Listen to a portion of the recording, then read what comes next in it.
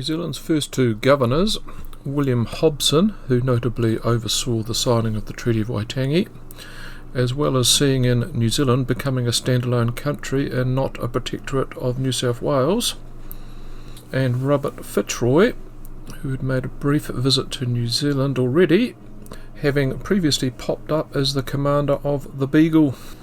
Think Charles Darwin.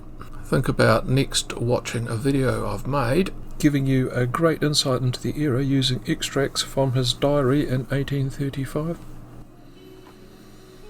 Both governors were given the unenviable task of building a nation from scratch without the necessary personal skill set to address the pressing issues facing the nation. To be fair to the gents, it wasn't helped by England's intransience to New Zealand. The first two major issues facing the land were firstly the ongoing infighting amongst Maori population, which boiled over now and again, outright rebellion, and not having the necessary military resources to quell those. The other issue, the top of the pile, was dosh, the lack of money.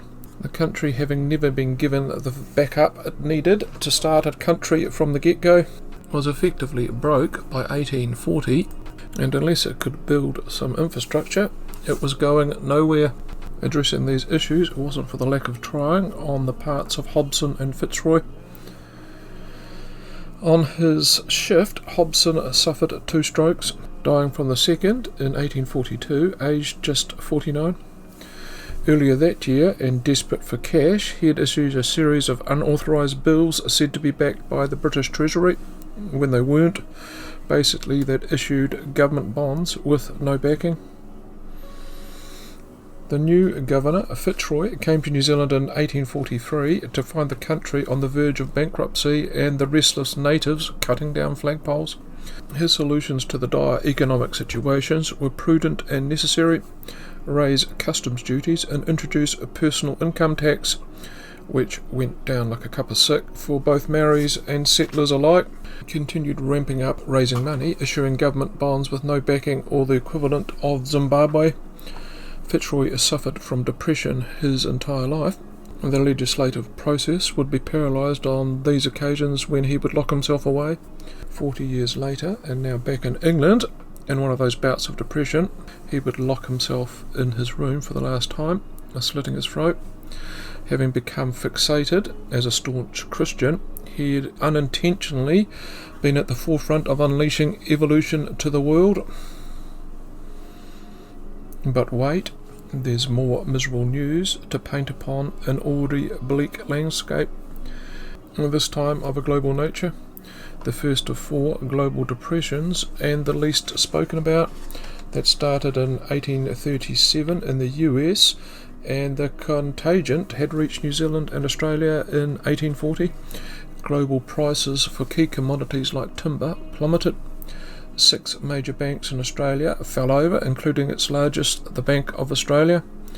Those that had borrowed money to buy a section were now in negative equity and unable to pay back that mortgage. Banks have massive portfolios of next to worthless holdings and property and business loans that weren't getting paid. It wasn't only the banks who suddenly found themselves exposed. The government had engaged in land sales requiring just a 10% deposit. The state also, worryingly, relied entirely on land and customs duties for its income. In 1841, for example, New Zealand's government expenditure was £80,000, and income basically £40,000 to round things up. £30,000 of that was from land tax on new sales, £10,000 in customs duties, chiefly via the old favourites, booze and fags. Only duties had rather flatlined as a large black market and smuggled products had arisen. Then there was also the country's largest bank, New Zealand Banking Company, teetering on collapse and needing to be bailed out. How desperate was the situation? And put it this way, the government had to go cap in hand to the Anglican Church for a loan, which they obliged, but only at what was then an eye-watering interest rate.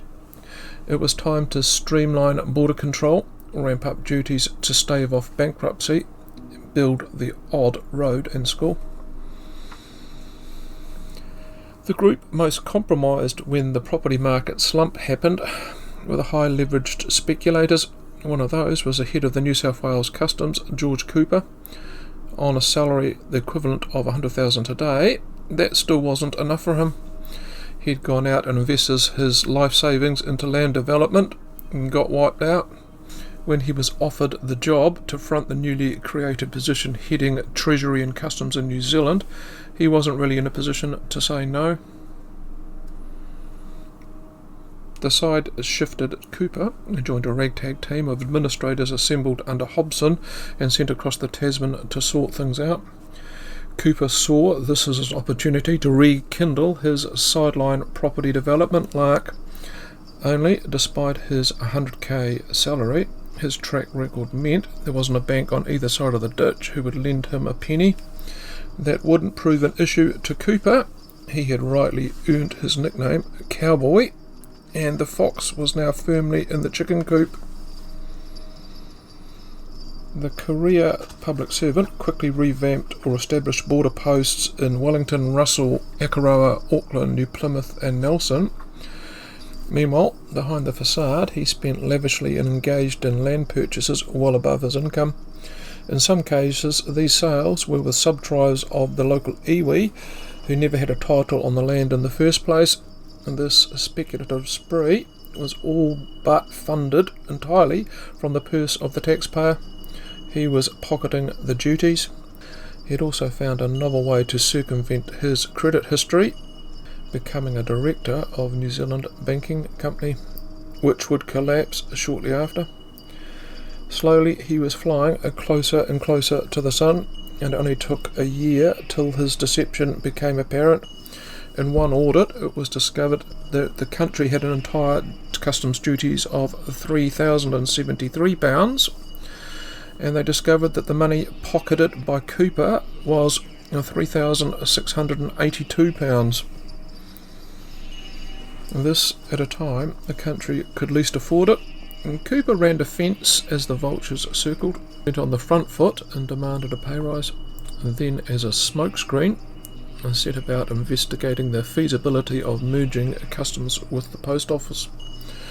When the public got to know about his theft, even his friends in high places couldn't save him, and the court he ended up facing was more one of his peers. Rather than jail, they would strip him of his assets first, liquidate his rash land purchases, and garage sale anything else he'd have left. Meanwhile, in New South Wales, they got wind of what was going down and decided to do an audit of their own. They too discovered irregularities, and Cooper knew it was time to bail. He wandered down to port with everything he could carry and jumped on the next vessel travelling to Australia. The embarrassing egg-on-the-face government portrayed that as a departure that had come as a result of family reasons, not a thief fleeing the scene. The public, meanwhile, wanted his guts for garters. Any chance to put him in the clink was sailing over the horizon. On the other hand, the powers that be were actually glad to see the back of him and needed to move on quickly.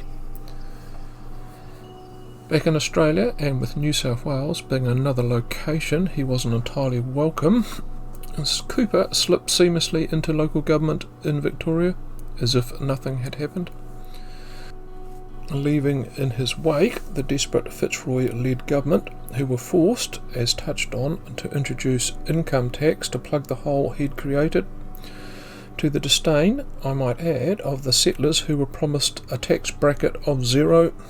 They also thought it necessary to separate Customs and Treasury to stop further repeats. Another large ramification of Cowboy Cooper's crimes that were felt well into the next decade was the government wasn't in a position to make good on some of the promises it had made to Maori, leading to all sorts of issues. To close this one out, knowing the story of Cowboy Cooper, the man who went closest to single-handedly bankrupting the country, one would think that a government department like Customs NZ, that persistently proclamates for citizens to make full and correct declarations, further at pains to enforce the rule, rabbits on that ignorance isn't an excuse, yet strangely on the other hand, seems perfectly happy to not just whitewash the sordid history of their first head on their website. On the right occasion, they even celebrate his achievements. What's more, at the very place some of his crimes were committed. The same applies to ministers of the Crown, who really should know better. Appear blissfully unaware there was a reason why the first Customs Comptroller was in office for just 1 year and 6 days. If you like this story from way back, you'll also get something from the one on Charles Darwin I drew your attention to early on, as well as the one staring back at you, the origins of the Treaty of Waitangi, which I hate to now mention, George Cooper attended both as a witness and, dare I say, a signatory as well. Over the next few weeks here in my bunker, I'm winding things down a bit, putting my feet up. A digital detox. On average, every minute of content equates to about 45 minutes to 1 hour of work.